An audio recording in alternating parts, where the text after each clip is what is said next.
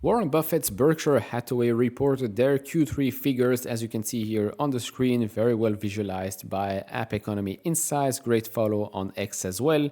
So what do we get? Revenue growth of, 0% year over year. But then, of course, you've got all the different business segments. So you've got insurance that has grown 10% year over year with a 21% margin. You've got the railroads up 2% year over year with a 31% margin. BHE up 1% year over year with a 15% margin. Then you've got Pilot, that's down 19% year over year. Manufacturing is up 3%. McLean down 6%. Services and retailing is up 1%. As for the segment profit, that's at $12.9 billion with a 14% margin. That's up 1 percentage point year over year. As for net profit, that was $26.4 billion.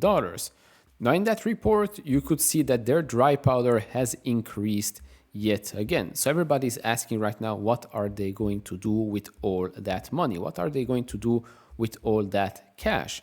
Are they going to invest in a new company? Are they going to acquire a company, take that company private?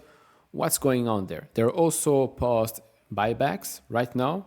They think their stock is overvalued because Berkshire Hathaway has gone up quite a lot. So they're not even buying back their own stock. I mean, that much money, not buying back your shares. Are you expecting a recession? Are you expecting a big market crash? What are you going to buy? By the way, do share your thoughts down in the comment section below. If you were in charge of Berkshire Hathaway, what would you do with $320 billion? What company would you buy? Small one, big one, or what companies would you buy? Would you invest in?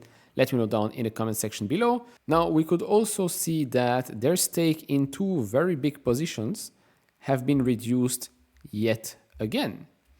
So let's dive into that, the reason behind it. If you enjoy this type of videos, leave it a thumbs up, subscribe if you have not, really appreciate that. If you want to support me even further, do check out the link down in the description and in the pinned comment with the top 10 best stocks to buy now, or go to fool.com/couchinvestor. Thank you very much. So first up, as you can see here, under assets, we have cash and cash equivalents of $32.28 billion. And then short-term investments in US Treasury bills, $288 billion.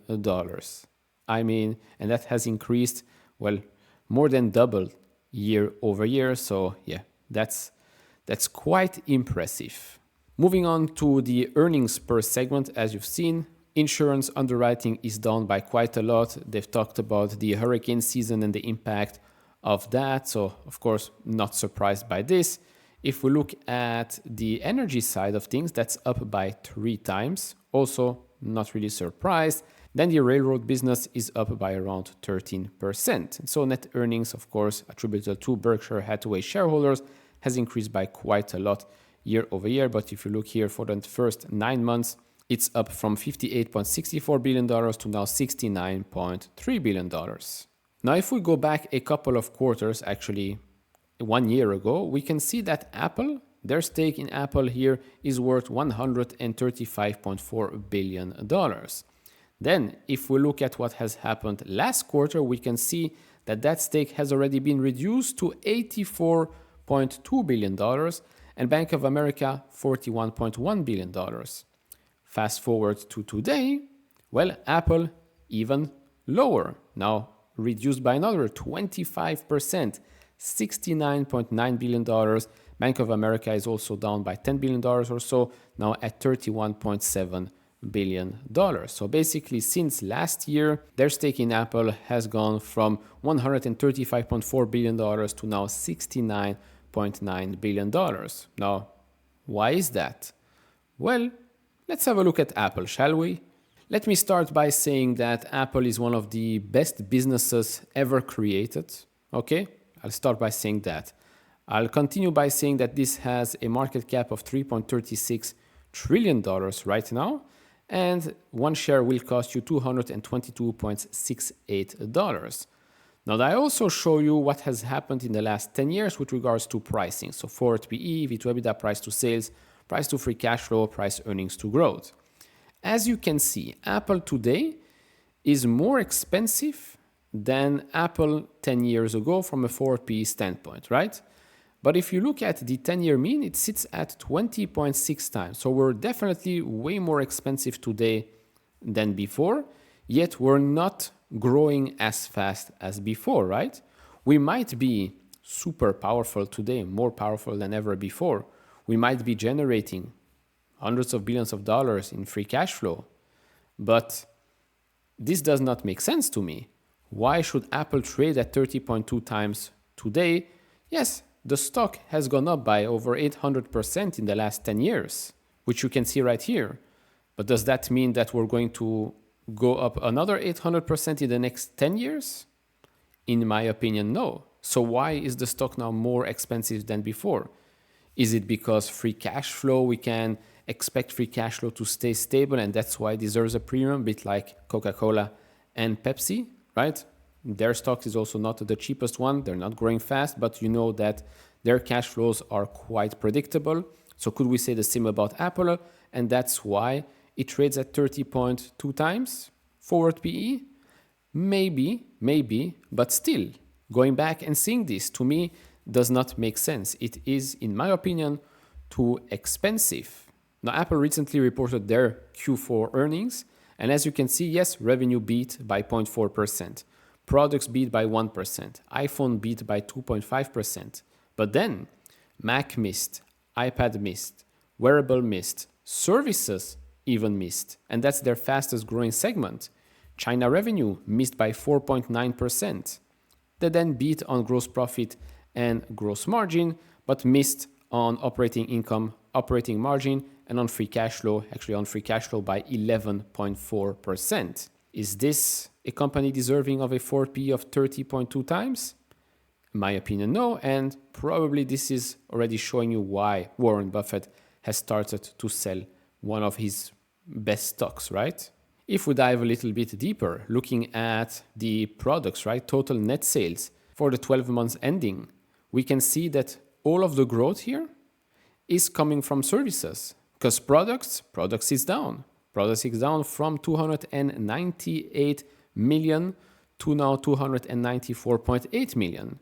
But services are up from 85.2 million to now 96.16. So that's where the growth is coming from. Total expenses up a little bit, but okay, that's fine. Then looking at net income for the quarter compared to same quarter last year, we're down quite a lot. If we could then compare 12 months ending, we're also down from 96.99 billion to now 93.73 billion. So again, no growth here. And with the sales, if there's no services, no growth in product. But of course, we know services has been the growth driver here for them and probably expected to stay that way. Then if you look at EPS, that is also down.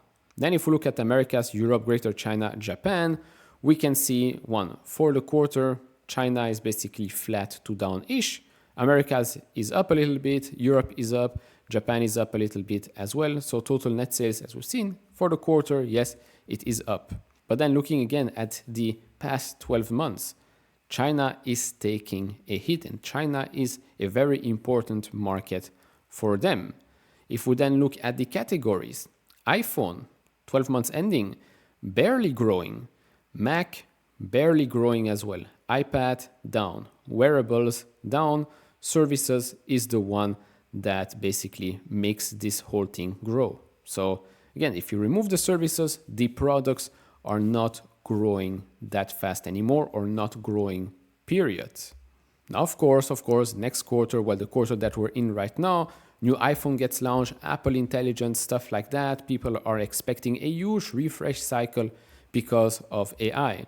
Let me remind you that today with your iPhone, you can already have AI, right? You can already have ChatGPT. You can already have Claude, Perplexity, all of that. You don't have to wait for Apple AI.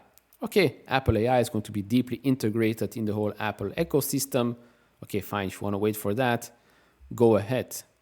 But from what I've been hearing, even from big Apple fans, is that they've not been upgrading their phone for quite a while, and they don't plan to upgrade just because of Apple Intelligence, because guess what? Phones nowadays are pretty good, and they've been pretty good for quite a long time. So if your phone is working, why should you spend another $1,000, $1,200 on a new phone if the one in your pocket is working and doing the job. So yeah. Plus, if we zoom out, and again, this just shows you how good of a business Apple really is. But from an investment's perspective, maybe the best is behind us. Maybe what you're getting right now is, okay, a business that, yeah, you can see clearly here, right? Free cash flow for the year, $108.8 million. It is, although down from the 2022 number, but up from 2023. But it's not like we're going to see the growth that we've seen before.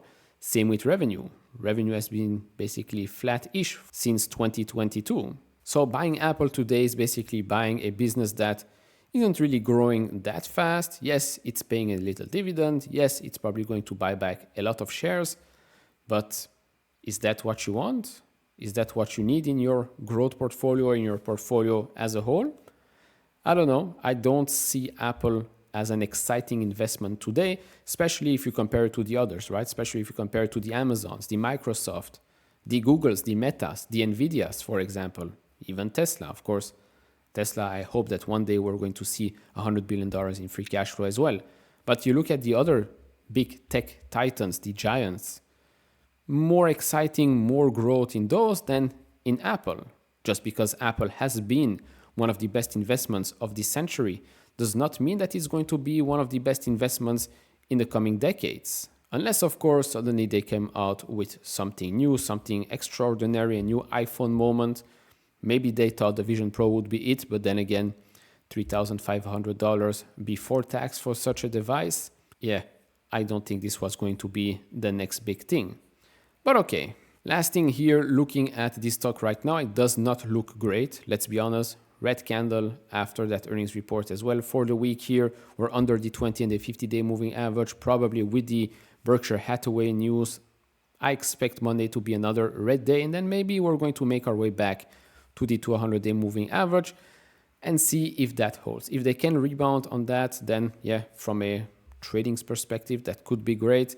But to me, from a long-term investments perspective, I just don't see Apple as a sexy investment anymore. Again, maybe that might change in the future because suddenly they become the Apple of the past. They come out with cool products, innovative products, things that make the user base very, very excited.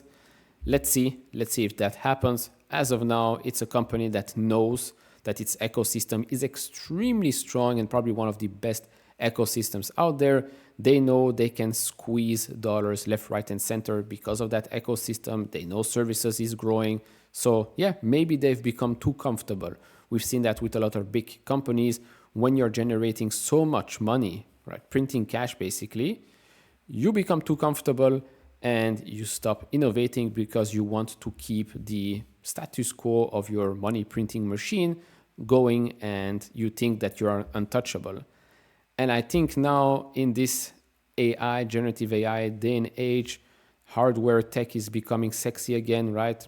AR glasses, VR glasses, new tech, new hardware tech coming out each and every week, each and every month. I think Apple is starting to say, maybe we've missed the boat on something and now we're trying to catch up. Same with the car, right? Spent a lot of money on that, didn't work out. Another missed opportunity. Yeah, maybe it does need a new CEO. Who knows?